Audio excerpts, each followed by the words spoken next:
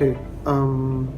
I started off working in the commercial line, producing television commercials, and then to animated series, then back to TV commercials. So if I just calculate my experience in TV commercial, I would have around 5 years, Yeah. 4 to 5 years.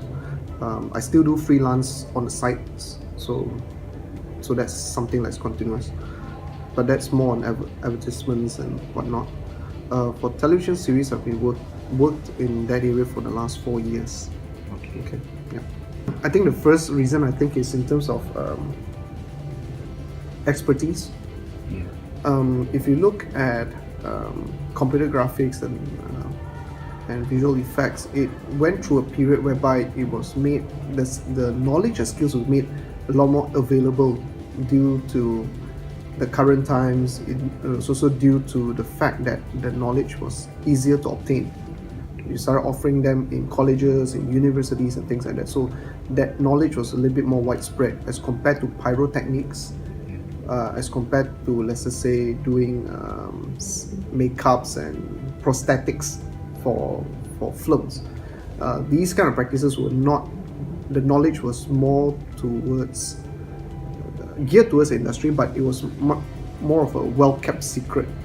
So I think because of that, the availability of VFX and CGI artists all around the world were widely available. I think that's one of the first reasons. I think the second reason is a lot of people, a lot of production companies, they are looking towards a much more seamless digital workflow, and they start cutting out a lot of the things that requires analog work. So because of that, because of digitization as well, or technology, this has caused them to prefer techniques that leans on CGI or VFX. I think in terms of time, then definitely yes, sir. I think the one thing that CGI and VFX have in terms of advantage is that their workflow is efficient to the point whereby directors can abuse it. For example, right now, if they are not happy with how the hair turns out, they still have a chance to correct it in post-production. They still have a chance to correct it during production. Whereas when you talk about special effects, if you've set up to explode the whole entire building, you only have that one chance to make it look good. Yeah. If not, you have to rebuild everything. So because of that, I think VFX and CGI does improve in terms of that kind of time efficiency. Okay. If you're talking about that. I think not too long ago there was this app whereby you can take a photo, it can match everything in terms of skin color to matching into a porn video. And then that can be shared in a very malicious way. And they found that very hard to actually detect whether or not that person that's been digitally manipulated is actually an actor or it belongs to that real person. So these kind of things, yes, it will be harmful to people. But if you talk about stories where people already know as a context, it's created, it's meant for entertainment, then yes, I think that is really a given. So the context of how we use these kind of tools, we need to be really, really careful. For what reason? Why do we need this? I've been working in the post-production company and also having my own post-production house.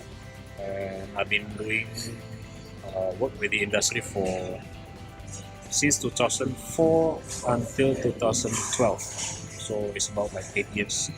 It's related with theme parks, feature film, and then advertising. Yeah, that's most of it. The reason is basically more into the flexibility. If you want to have like a much proper face expressions, dynamic movement, I think CGI is much better to do. But in terms of the realism, I think special effects still do the best part because you don't require to do rendering, you don't require to do texturing because it's already there. But in terms of trying to create something that's more dynamic, something is like especially when you are talking about long full shot, not just close up full shot. Yeah, I think it's easier to do with CGI. Fully no. Because I think that firstly actors needs a job, and actors is the real thing that you can find. If you're watching some people who are basically not real, that one is basically killing the industry of filming itself. And also the cost to create CGI characters in acting in front of the computers can be much more expensive than just asking the actor to be to act in front of the camera. So if you're asking whether it's going to be fully replacing the full actor, real actor, it's not going to be happening. Yeah, that's the one of the side effects of the technology development nowadays. Like people can be anyone and acting as a president and as a president using a CGI technology. If it's used in the politics, it's going to be very offensive and very dangerous. So I think the one that needs to be taught and needs to be educated is actually the people itself. People need to know whether it's fake or not, and then there has to be a certain validated company or body who can claim or who can just like prove whether this one is fake or real. Because like nowadays, like broadcaster, they also controlled by politicians. So actually, yeah, it's very dangerous in that way.